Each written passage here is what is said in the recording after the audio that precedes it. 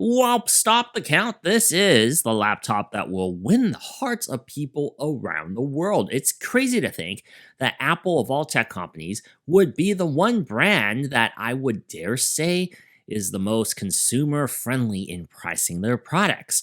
Not only are iPhones providing the best value for flagship phones right now, Apple will now take the crown and double it to personal laptops with the introduction of this, the MacBook Neo. Neo means new, but there's really nothing new or innovative about this particular MacBook in terms of technology. What it does instead is pack a heavy punch above its price tag that will leave the laptop industry reeling for years to come. After using the Neo, I have no doubt in my mind that this is the people's champion of laptops.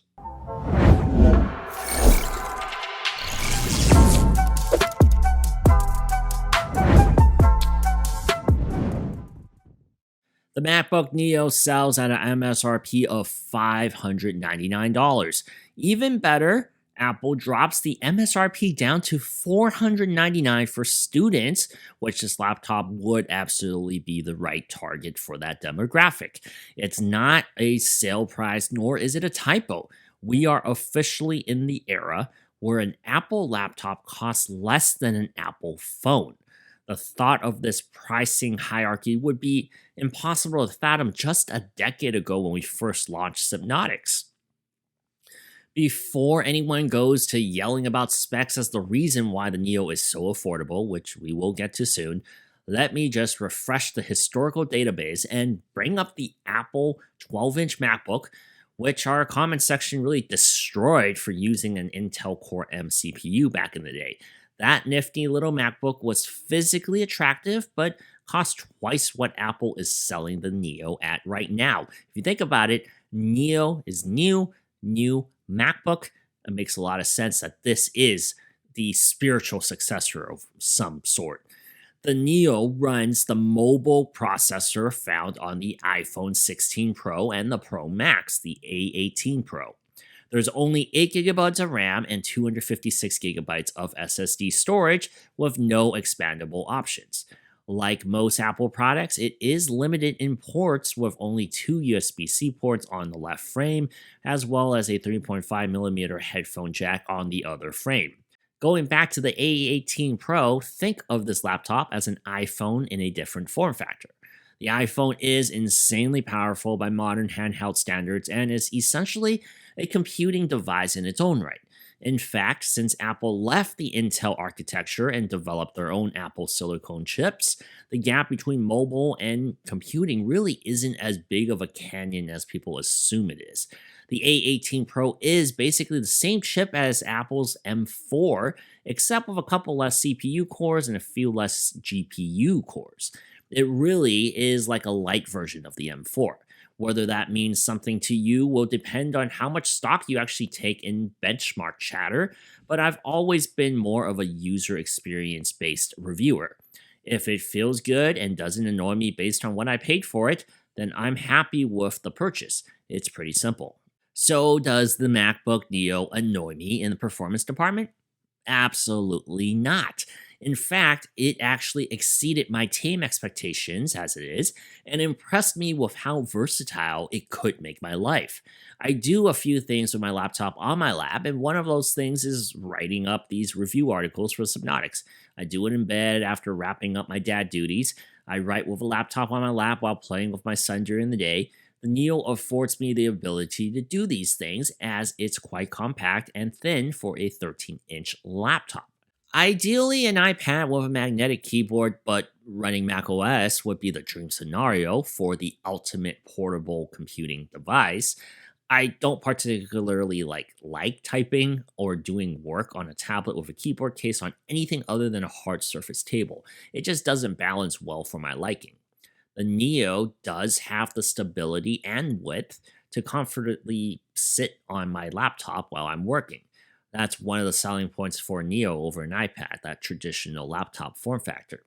The truth is that the Neo slots somewhere in between an iPad and an iPad Pro's performance. I'm able to edit some short videos with Final Cut Pro 10 Other desktop apps I use weekly include GarageBand, Affinity Photo, Microsoft Teams, Logic Pro, and various Elgato and Insta360 apps. They all work exactly as they should with reasonable expectations. I'm a bit of an old man in the way I operate my workflow, as I rarely ever have more than two applications open at once. I tend to focus on one task before deviating to another. While the 8 gigabytes of RAM will be a talking point for people criticizing the hardware, I'm here to say that the specs don't always tell the entire story. The Neo can work for you in the ways other Macs can under certain quantities of work. It's a fanless laptop, which makes it quiet, but that in turn limits the severity of the workload you can force onto it without it heating up too much. While I haven't experienced this specific MacBook getting uncomfortable to hold due to the temperature, I also don't play games on any of my Macs, nor do I run 40 tabs on a browser. I personally only ever hit like 7 to 10 tabs max before I get anxiety about having too many tabs open. With that in mind, the Neo showed no signs of slowdown with that type of workload. So if you're like that, this is a perfect laptop performance for you. Sure, the MacBook Neo is underpowered by some modern standards, but as Apple has proven over and over again, a good harmony between the hardware and the software often provides a superior overall experience. When you factor the price in, the Neo exceeds expectations of laptops I've reviewed that cost $1,000. Even then, a lot of this actually comes down to the build quality. Is it the most luxurious laptop out there? Of course not. But what the Neo does have on its side is refinement that only a computing company with the lineage that Apple has could produce. I can't recall a laptop recently that is sold for $600 and made entirely of aluminium that also has a sharp 24.8 by 1506p display attached to it. Like, the smooth rounded edges, the sleek metal with nothing on it but an Apple logo in matching colors to the slate. This little laptop feigns a premium appearance. It really does. Too often are budget laptops prone to bad build quality as an excuse of its price tag. Apple's Liquid Retina display is also a really good IPS panel. It's definitely not Apple's sharpest quality, but it gets decently bright.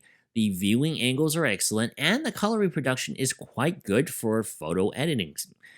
While I wouldn't go bragging about this 219 ppi display to anybody, I also didn't find it to be a budget offering in the traditional sense either. I'd be happy to view content on here as my only media device if that was the case. Now, let's talk about the keyboard, as this is a significant difference from Apple's other recent laptop keyboards. The noticeable removal due to the budget is that the keys aren't backlit.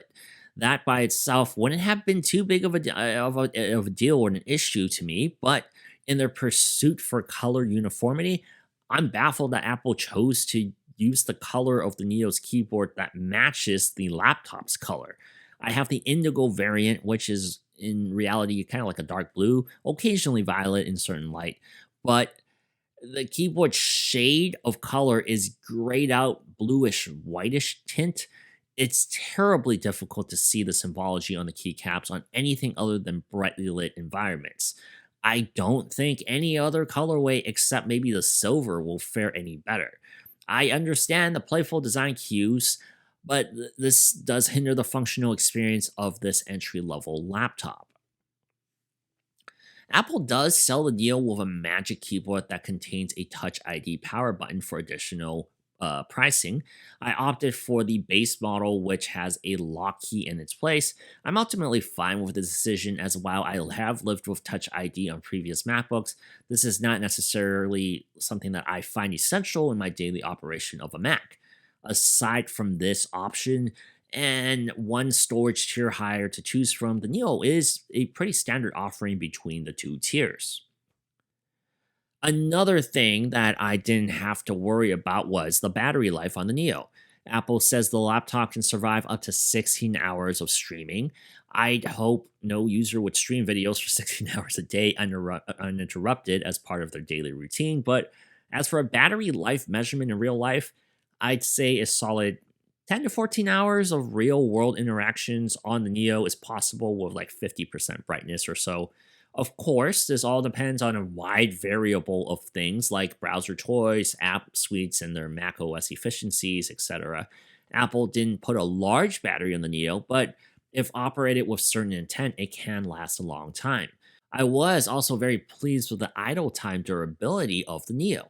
I left it sitting on sleep for a week and it barely saw a drop in percentage. It's a far cry from the iPad Pro I had sleeping next to it, which had drained to critical levels in the same time. The Neo's trackpad is a mechanical one that is a departure from the haptic feedback we've come to be accustomed to on other MacBooks. The multi touch glass it's made from still feels like its more expensive siblings, and the surface it occupies is also still vast. There's plenty of room for fingers to click, swipe, and pinch across the trackpad space. I personally didn't find any unsettling clicks or sounds while pressing into the trackpad, and I had no issues adapting to it. It's a perfectly functional trackpad that is still significantly better than many competitors of the budget space.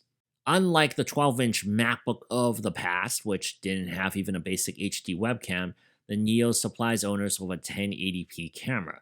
It's sufficient and will be enough to support users for work meetings and school interactions, which is what it was designed to handle. I'm completely content with this webcam on the Neo.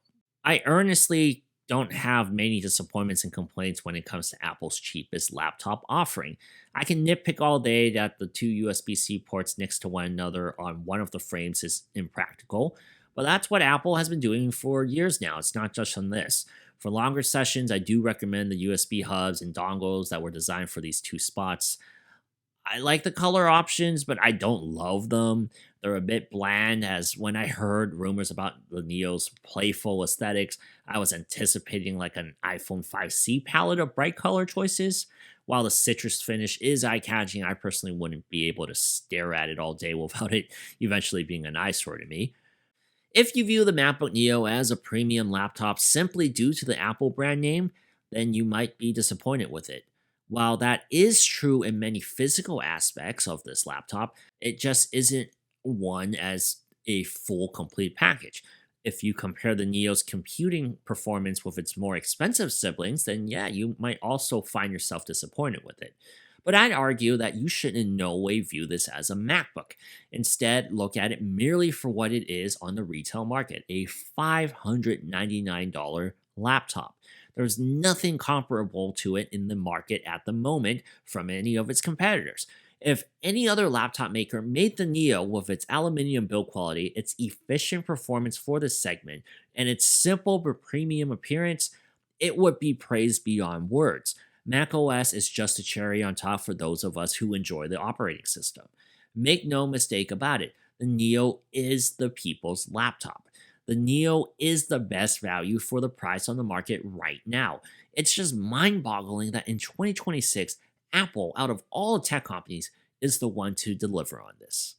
I'm Alex from Sypnotix. Thank you so much for watching this video. Let me know what you think of the Neo. Is this really the people's laptop? Is this the laptop to end all budget laptops? Is this the one for everybody? Let me know what you think in the comments below. I would love to hear from you guys. And hit that like button if this helped you with your decision-making process. I'll see you guys next time.